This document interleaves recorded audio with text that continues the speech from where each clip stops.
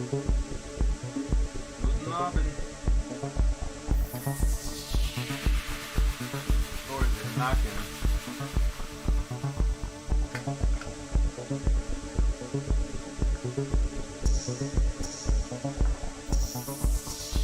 Yeah, the microphone's a little high, so I'm going to see if I can lower the table a little on it. So it might take a minute.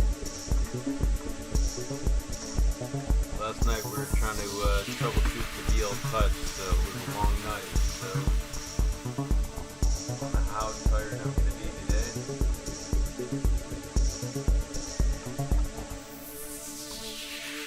Hopefully you won't hear a crash when I move this.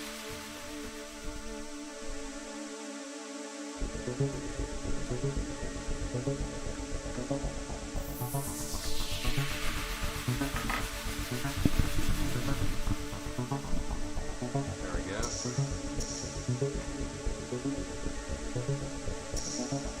How's the sound now? Is it better?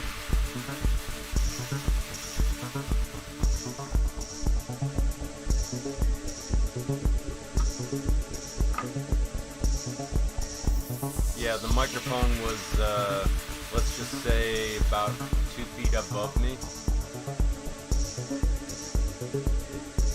Let me check the dBs on it and see if it's going okay. Yeah, the dBs look somewhat okay.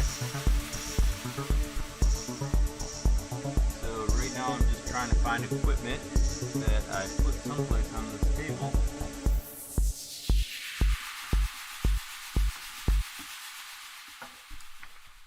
Hopefully we can troubleshoot some of it. It's gonna actually try some different steppers, see how they work out.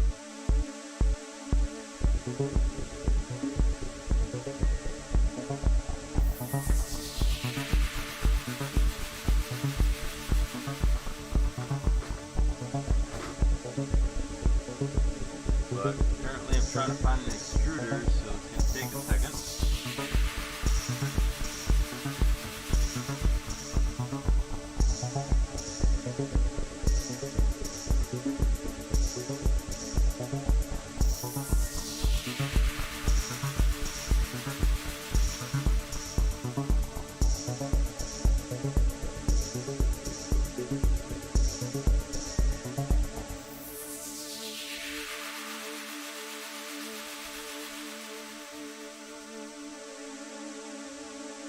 See, it's probably in the other room.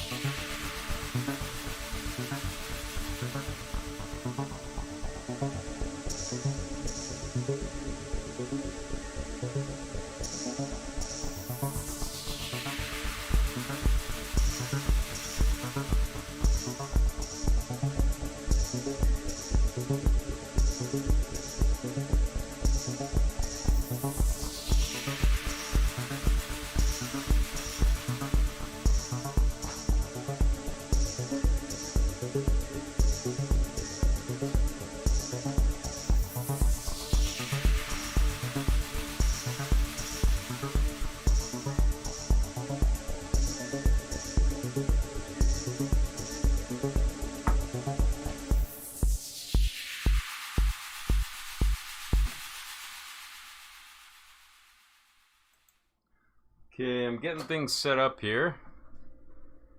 So let me orient it a little bit here. So we got 2 boards. We're gonna play with an extruder hopefully today and see how that works. We may have to hook up a actual display, but if you guys have questions while I'm adjusting things, go right ahead and post them in the chat.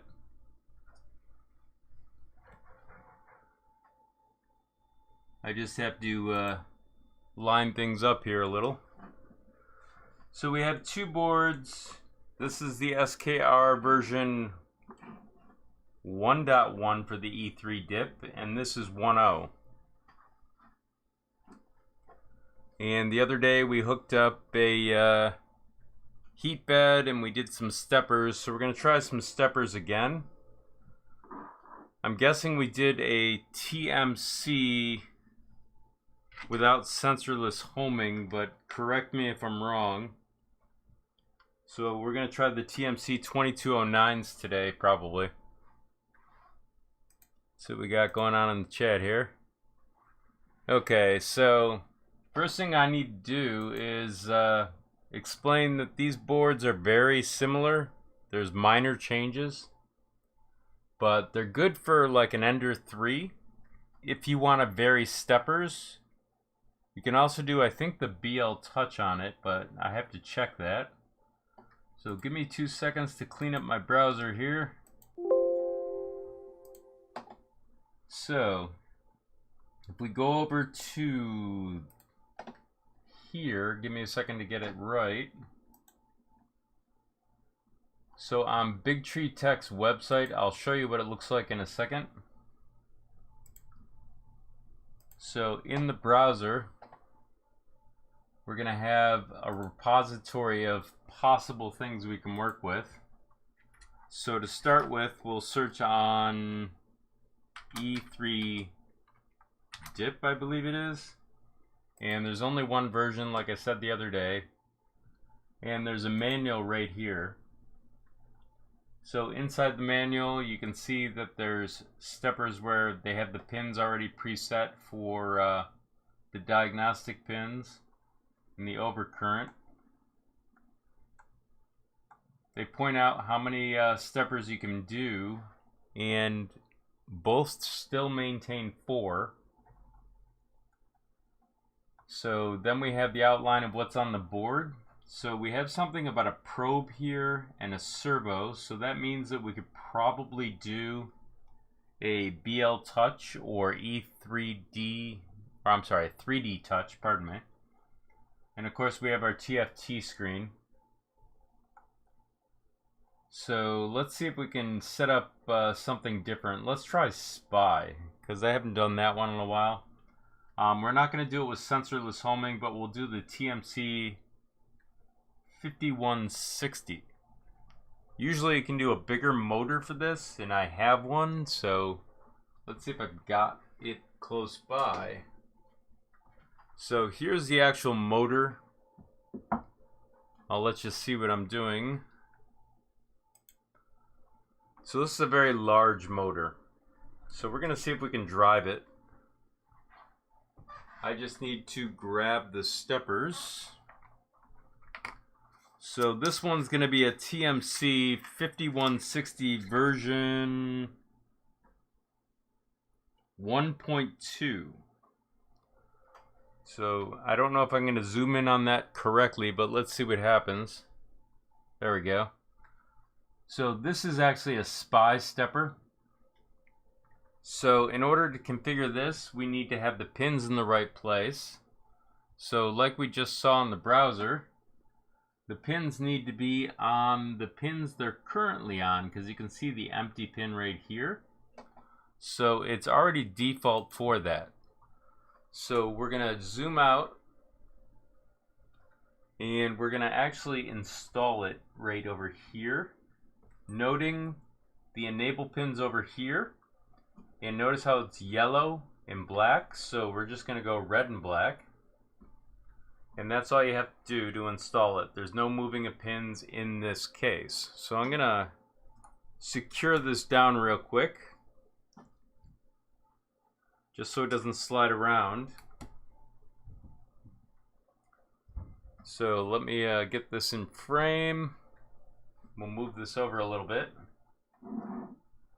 And we're going to actually connect the stepper to this right here and hopefully push this out of the way. So for this, we're going to use 12 volts of power. You can also use 24 volts.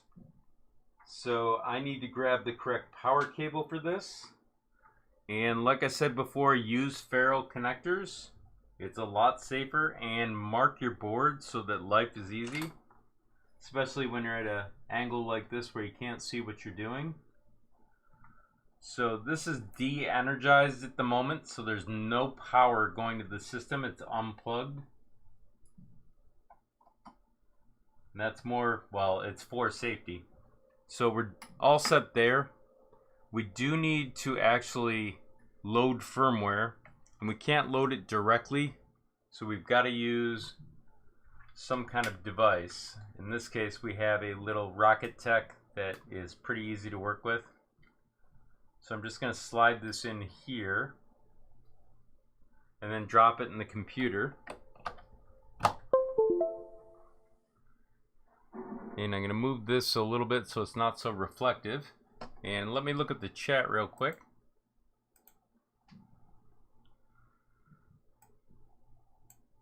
Links to the STL for Herma hot end, spool up top, SKR 1.4 mount plate, etc. I can look at that in a second.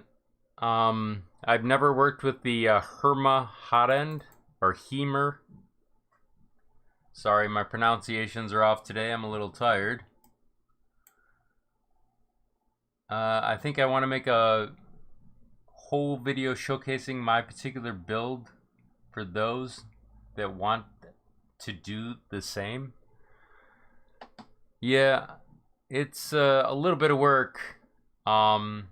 Last night we were up late working on that, so it would be good to show also how you fixed your connectors last night. For those that don't know, some of the connectors like to slide about and not connect well. We discovered that in a weird kind of way. Yeah, I'm a little tired. I kind of worked 8 hours or 9 hours and then came home to turn on my camera.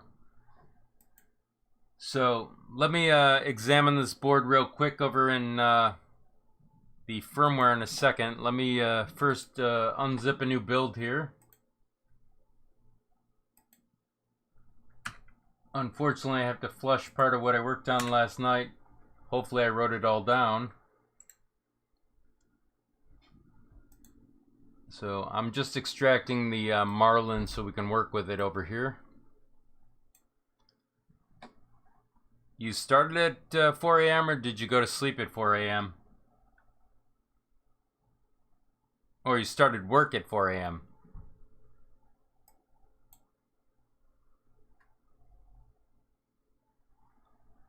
Okay, so it's almost unzipped, so I'm going to bring you over to VS Code. Inside VS Code, what we want to do is actually load the firmware. So let me get my screens correct here. And so this is what I'm going to do. I'm going to click over here, open the folder, go to my downloads, open the Marlin, the second Marlin, select the folder. Inside here, what we need to do is go to the Marlin folder, the source folder, the core folder, boards.h, search on SKR underscore E3, and there's a turbo, but it's the dip, so we have to keep going, and it's right down here. So we're going to copy this. We're going to note where we are just in case. This might be relevant in a second, but they also have clues over here to what you're working with. So I'm going to minimize core and source, go over to configuration.h. I'm going to search on motherboard. I'm going to paste that over the ramps. I'm going to change the serial port to -1, even though it probably won't make much of a difference, because we're going to have to probably use the display because this is going to cause issues with the stepping. And then we're going to search on the stepper, which is A4988. We're going to remove the comment for the X stepper because that's what we're working on. And then we're going to find the TMC 5160 in here someplace. Copy that, paste it here. We're not going to make any mods today on this. We're just going to leave it alone. So we'll go to Config Advanced. We'll search on 800. This may have a different root mean square, but we're not going to compute it today. We do have to change this to 0.75, I think. And then we need to search on TMC underscore debug. Enable the motor driver status, and then we have to find the next one and also set that up. Then we're going to search on, I think it's Spy Software or Software Spy. Well, let's reverse that. Software Spy. There we go. We need to enable this. And that's all we can do with this. There's no sensorless homing at the moment. So there are things that you can do to change it. This makes it more noisy if you disable Stealth Chop. But for the moment, we're not going to worry about that. We're just going to see if it works. So we're going to set up the actual platform.io.ini. So we need to search on the E3 dip again. And it's giving us this. So let's try this one. This might fail the first time through. It's okay. We'll paste it over our Mega 2560 because that's not our chipset. And then up here, the .pio is filled with a Mega build. So we want to clean that out with a little garbage can over here. And now you can see it's gone. Now let's try and build it real quick. And while that's building, I'll keep an eye on it. It may fail the first time. That's sometimes normal. But so far, so good. If you look at the .pio folder, you can see that it's building.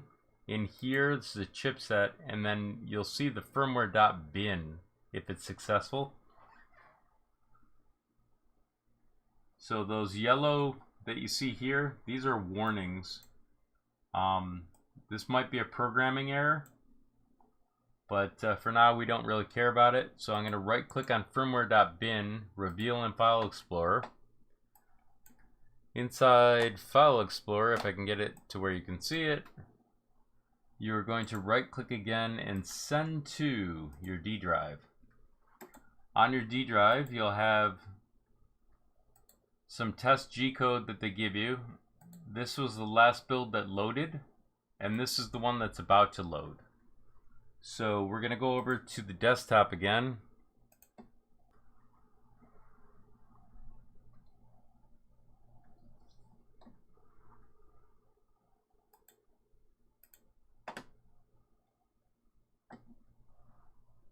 And for those that just lost communication, I'm sorry about that. I hit the wrong button again.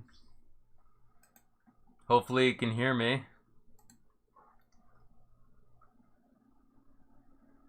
So let me check on the chat, make sure everybody's still there.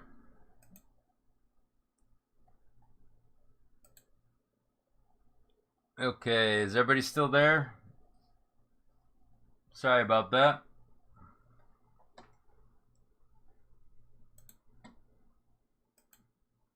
Okay, so what I'm going to do is I'm going to go over here and load the firmware. So I'm going to drop this in.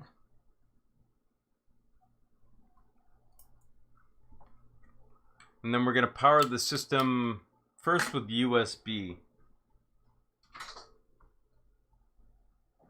As soon as I can find the right cable. Here we go. So we'll plug that in. It's flashing. You can see the blue light going like crazy. Check on the chat here. Okay, so the board's flashed. The problem is we can't run it usually with this because this is going to run really rough. There's something that has to do with the stepper, but I'm going to plug it in and we're going to give it a try and see what it looks like. So it doesn't look like there's any smoke, so we're good there. So we're going to go over to prowler face in just a second. Let me just reset it.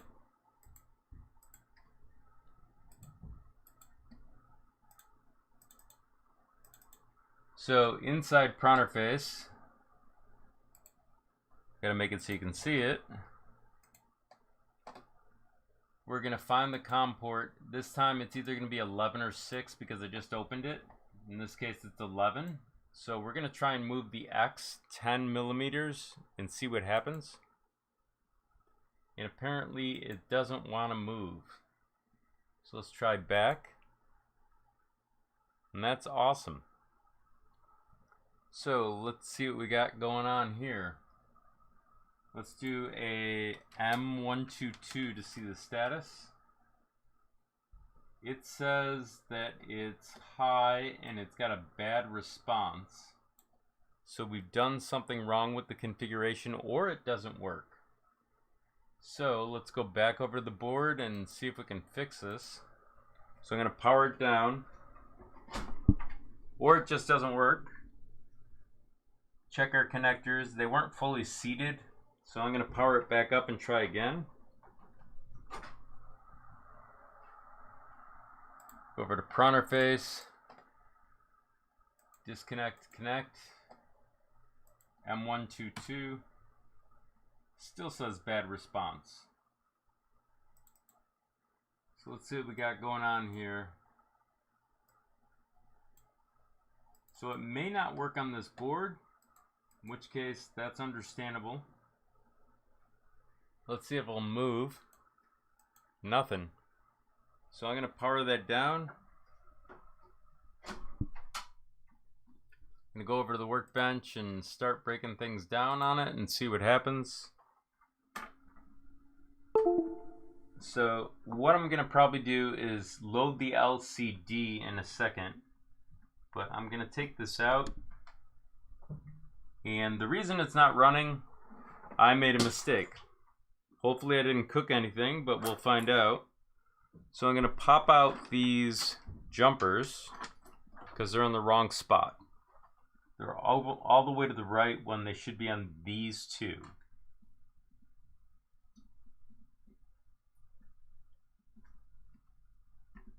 So once these are out,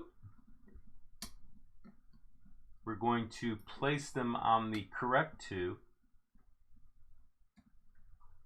Wow, that's really in there. Okay, so it goes here. But the good thing that we learned is the debug actually worked for the M122. So it said bad response, so that meant that we had something hooked up wrong. So we have to back down through our setup and figure out what's occurring. So that's good. Now we'll place this back in. Make sure this is fully seated. Reconnect the USB. Notice how it doesn't flash for loading. And we'll reconnect the power and see what happens. Let's go back over to prowler face. Disconnect, reconnect. Do M122. And now it says okay. So let's try and move. So at the moment, it doesn't feel like it wants to move.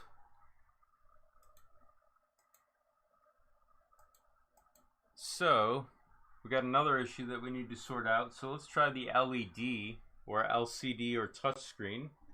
So I'm going to power it down.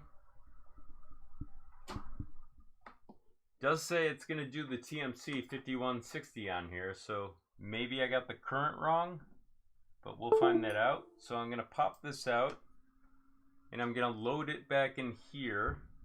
And the reason I'm going to reload it is so that we can enable the screen, because maybe the USB is causing issues. So if we go over to VS Code, we're going to need to change to the correct serial port for that. So I'm going to minimize this and this.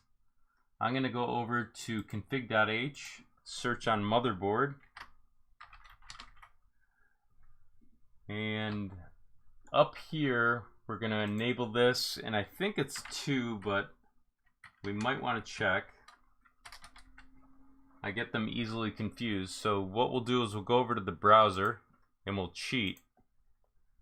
So inside the browser, we'll go back, we'll go to firmware, go to Marlin, go to Marlin's folder, config.h.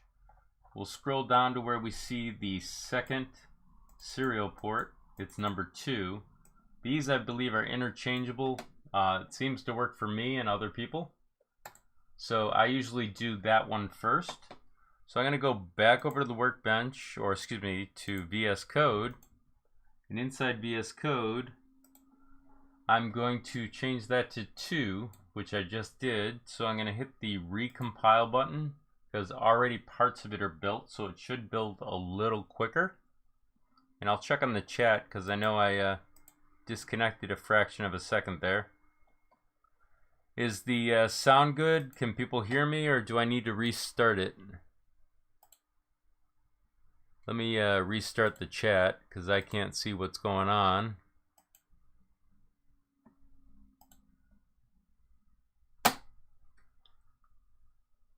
Sorry, I'm having trouble with my browser. There we go.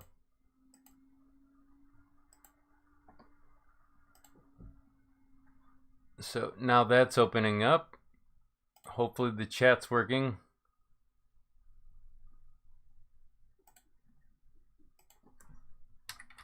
Can anybody or can everybody hear me or not? Okay, well, I'm gonna keep going and hopefully someone will say something. So now that this is finished, we're gonna go up to the .pio folder, go to the build folder, and we'll find our build, right click, and we'll send it to, or reveal it in Explorer, right click again, and then we'll send it over to the USB drive. We also need to hook up a display, so I need to grab one here. So let me just grab one out of here.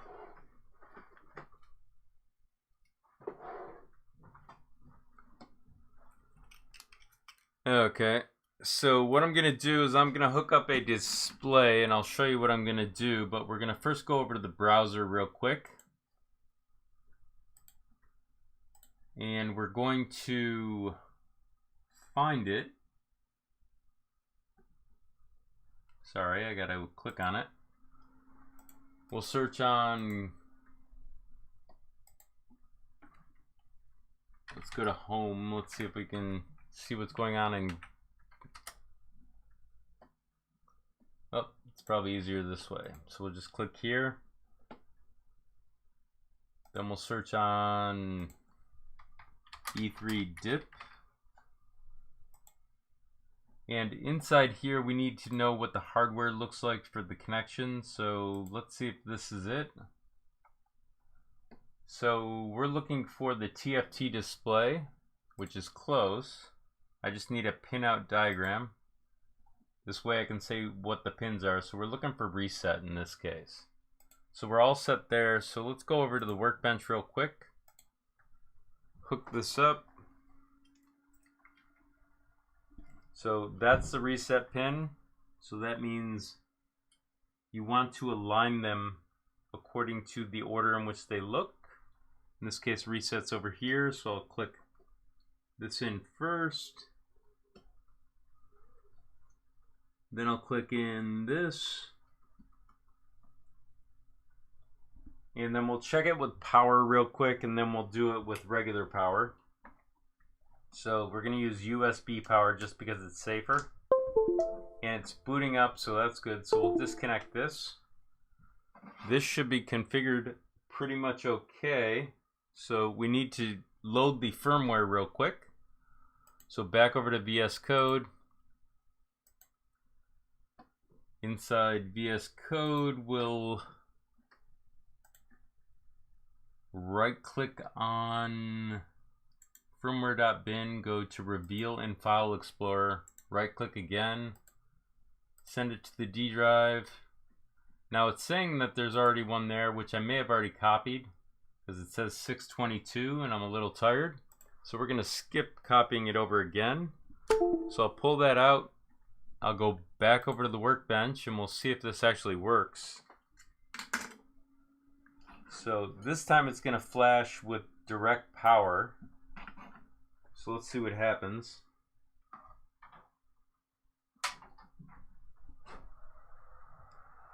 So it's coming up. Printer's connected, so let's go to movement, move, and we'll try and move the x-axis. Apparently it doesn't want to move. Oh, something moved. There we go. So it seems to work through the panel. So let's try doing it the other way. So I'm going to power it down for a second. I'm going to connect the USB, and then I'm going to connect the power, and we'll try in Printerface and see if anything happens. Probably not. So in Printerface, we're going to connect, and we'll try and move it. So that kind of sucks, but it looks like it works through the display. So when you print, you're probably going to have to print through the display. So that means rendering your G-codes. A lot of things can happen when you render. Let me open up Cura so I can show you.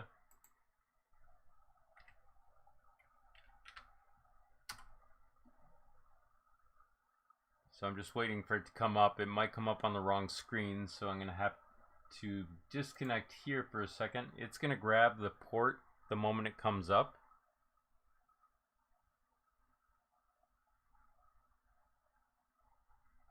And of course this takes forever to load. I don't understand why.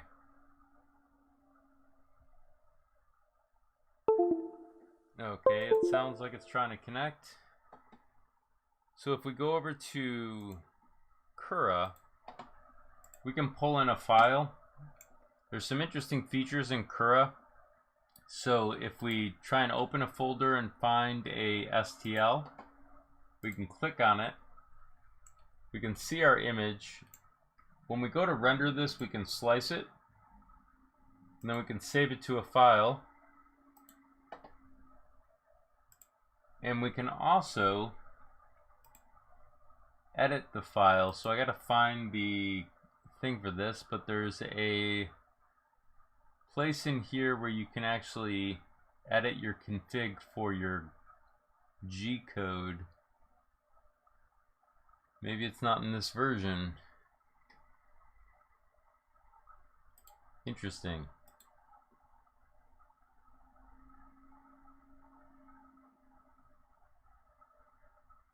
Modify G codes. So you can go in here and you can actually modify your G codes. I've actually never worked with this, but that's one way to modify them. Another that's a little bit more detailed. So you can click over here. You can right click, we'll say, on this, and you can open with, and you say more apps. So we'll do Notepad just for simplicity. Inside Notepad you can see what's occurring.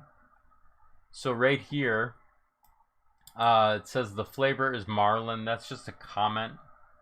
All the things with the little semicolons in front are comments. Anything with like an M and a number is a G code.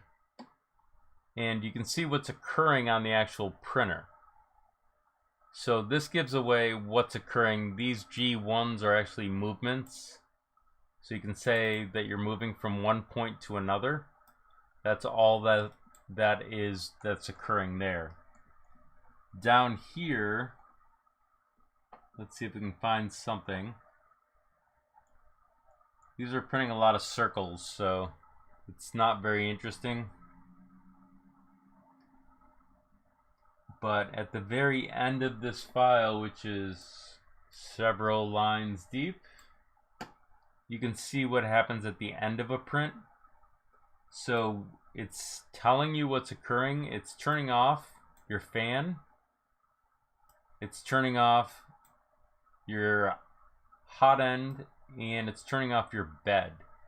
These things can be placed in Cura for you, meaning you can put those as start and stops. And I'll show you that real quick. If you go over here and you go to, I believe, manage printers, we'll do machine settings maybe. And what you're seeing is the start and stop G codes right here. So if you have something occurring like bed leveling, you can actually modify what occurs here with it and what happens at the end. So that's totally up to you. If you don't want it to home, you can take it out or you can do something different. But there are a lot of little G codes here that are helpful. So now that I've talked about that a little bit too much, let's go back and look at the board and see if we can try something else functionally. So I'm going to unplug it for a second. And I'm going to plug this in, but I'm going to have to make it as safe as possible. You can't see it just yet. That is the extruder in this case. I'm not going to do it as a dual extruder. I'm just going to show you what's occurring. So I'm going to unplug it for a second. And I have to go and look up the pins because I don't know them off the top of my head. So let's go look at the browser for a second and see what we got. So inside the browser, you can see that there's power, then you have HE0 right here. So that's what we're looking for our extruder. So to hook up the extruder, we'll go back over to the workbench. We're going to use ferruled connectors, and HE0 apparently is the third one over, and there should be something on the silk screen saying that, which is HE in this case. So these are not dictated by plus and minus. There's no polarity that you have to worry about for this particular instance. So plus and minus don't matter. So you're just going to loosen these up. And you're going to slide these in. Once they're in, you're going to tighten them down.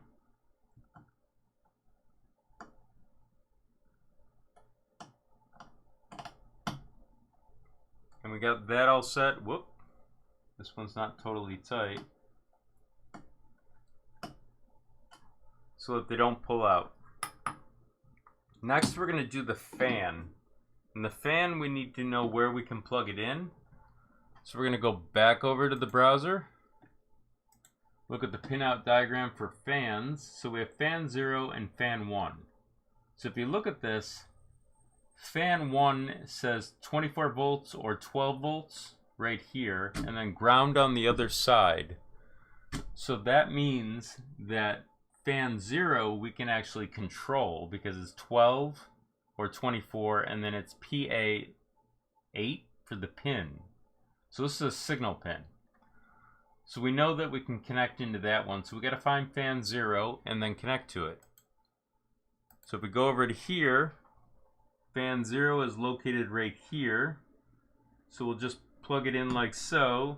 Notice that it's plus or voltage on the left, ground on the right. That may seem confusing, but essentially it matches up to the diagram that we just looked at for the pinouts. So we're all set there. Now we need to find the thermistor for the hot end. So we have THB, which is the bed. Then we have TH0, which is the hot end thermistor. So we're going to hook that up next. And the same thing goes for this. When you hook it up, you're going to not worry about polarity. So you're just going to locate where that is, which is right here. And if you get a failure, you're going to know right away because it'll say that it's unable to heat. So I think it's already default in the firmware, except for the fan. So we're going to do that real quick, and we'll also show how to do fan controllers. So if we go over to the VS Code, it's in the advanced configuration. So we'll go over to advanced, and we'll go to the very top because I don't know exactly where it is. So we'll search on controller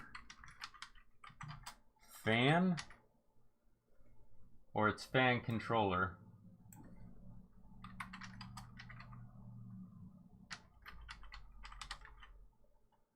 Well, let's search on controller. Oh.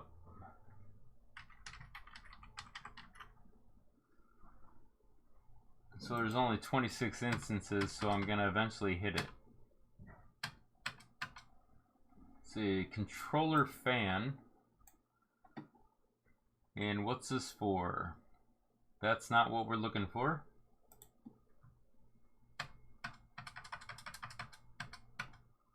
That's for steppers, by the way, if you want to cool them automatically.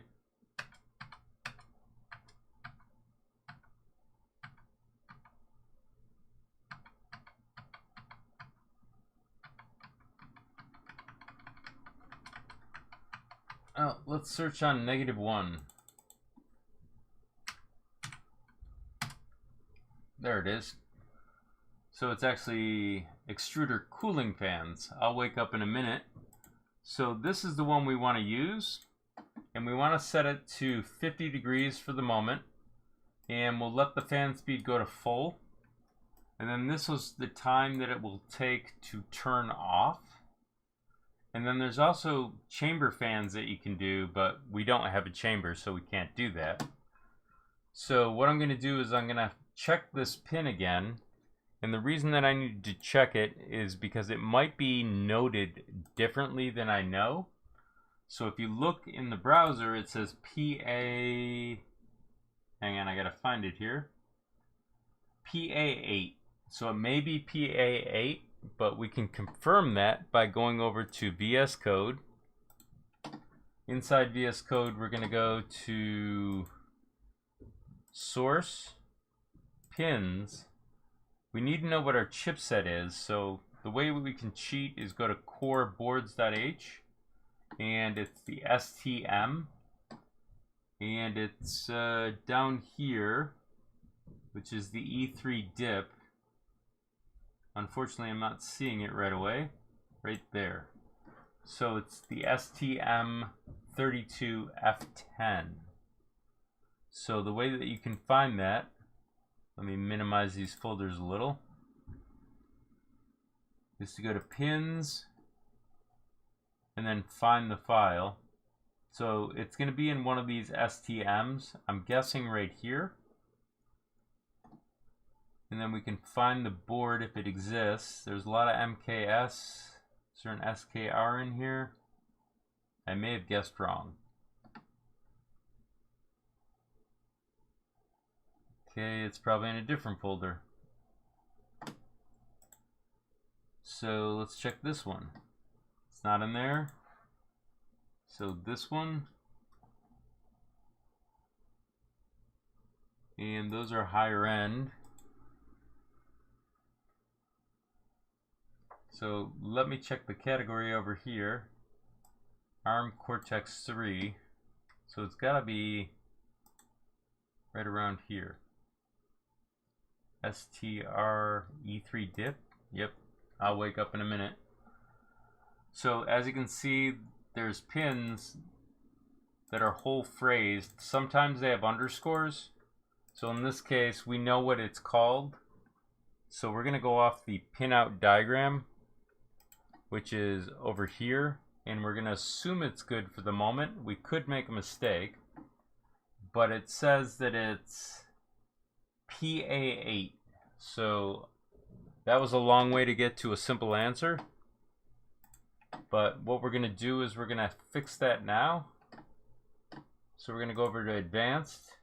We're going to highlight that, backspace, PA8.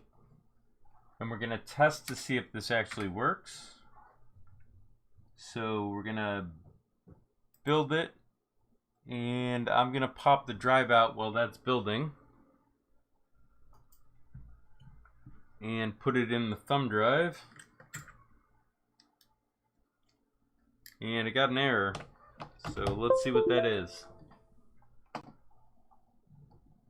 So it's telling us we can't use it at the moment, so we have to sort out why.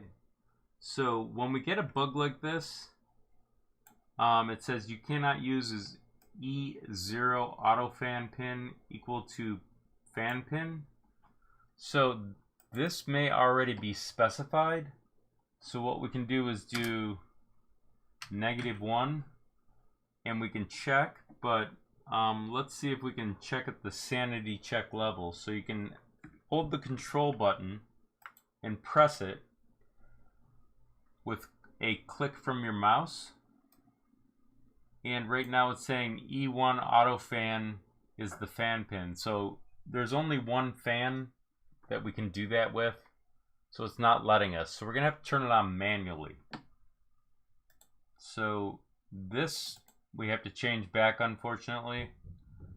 So let's try building it again. And let me check on the chat.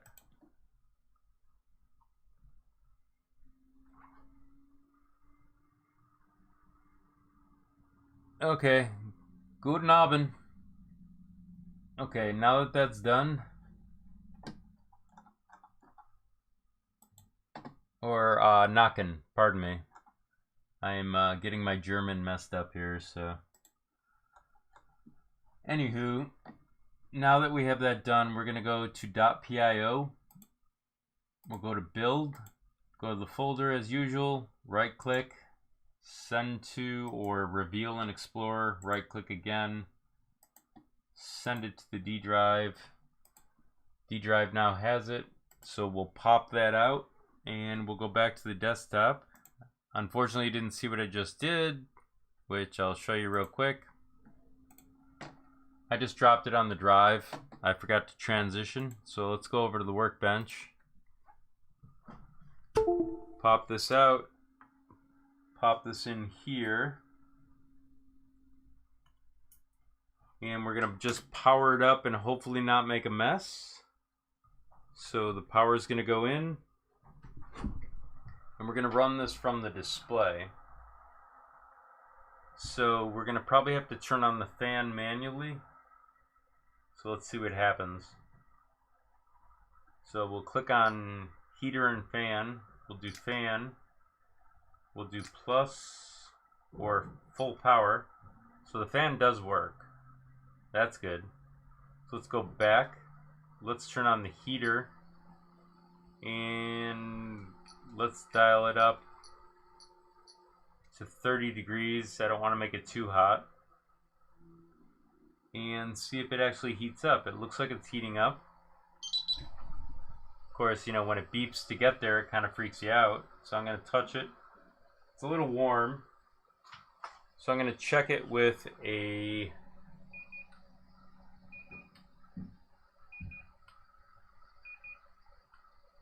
so it's about 26 degrees Celsius. So it seems to be 4 degrees off.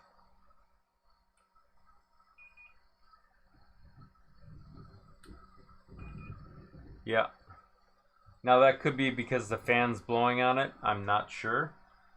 But we could always crank it up even more. But I really don't want to have something get super hot on the bed or the table. So I'm going to see if I can turn these off. So I'm going to go to minus. Or just stop. So the temperature should start to fall on that, hopefully.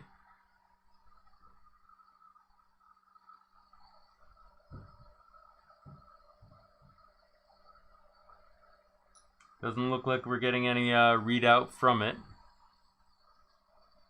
But we might be able to test that in Pronterface. But it's not very hot, so it might be off and it's just not giving us the read. But that's interesting. So let's go back. Put a fan. See if half power works. It does. Stop. Stop works. But we can't automate the fan, so that kind of sucks. So this board has some drawbacks, obviously. You can't control things via USB at all, but you can control it via your TFT. And you might be able to connect to it other ways, but it's really weird. So let me check on the chat. Well, it's kind of quiet today. So, we know that we can't set it. So we're going to have to forget it, I guess. And now we know how to hook up the hot end. There are other things about the hot end. I'm just going through the defaults. So I'll show you what I mean. Inside here, if you search on thermal, you go to the thermal settings.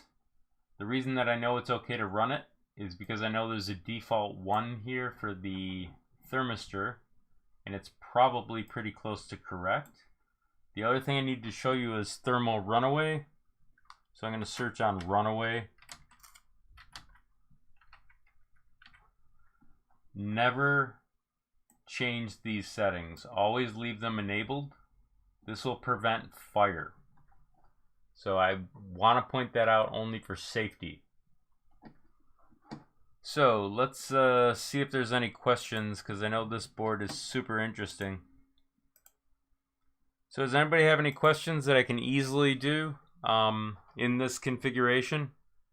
I'll be doing more advanced configurations soon. Somebody actually got me a design that I'm going to try out for a mini printer. So we'll be able to actually, in theory, see things actually function. So that's going to be coming in a couple of weeks. I got to first check out the design. And we'll see how that goes. It was provided actually by one of the viewers, so we're grateful for that. They gave me permission to use it.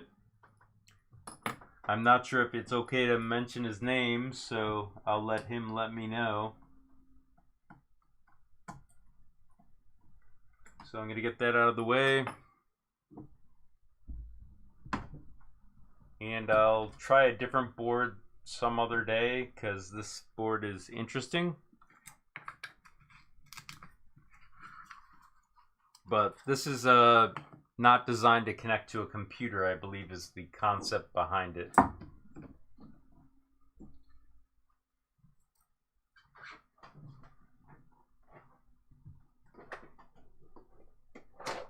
Okay, got that out of the way. Let me get this out of the way.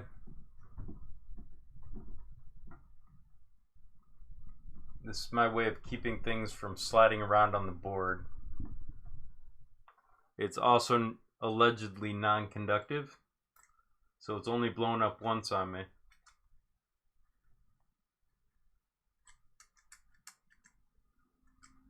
Okay. Get this out of the way. What other things do you guys want to see today?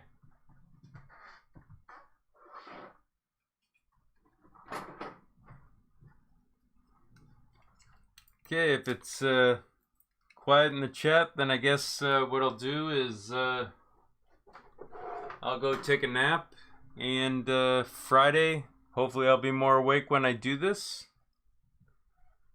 And we'll see if we can sort out some other issues. Hopefully I'll have part of a printer built that you can actually see stuff on. So if everyone out there wants to be safe, take care, get your shots, wear a mask, and I'll catch up with you on Friday. And thanks for spending time with me today.